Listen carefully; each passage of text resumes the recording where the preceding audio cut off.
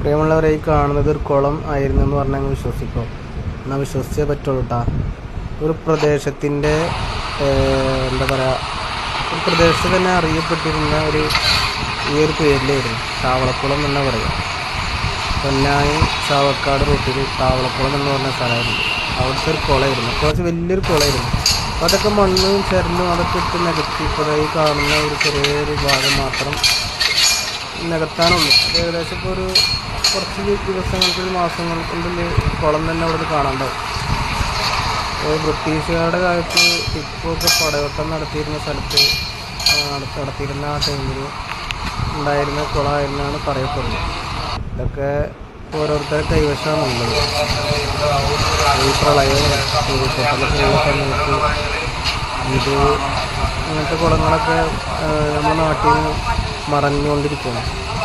ഇതൊക്കെ അധികാരികൾ കാണേണ്ടതുണ്ട്, അധികാരികളിലേക്ക് എത്തേണ്ടതുണ്ട്. അങ്ങനത്തെ സ്ഥലങ്ങളും കുളങ്ങളും പാടങ്ങളും ഒക്കെ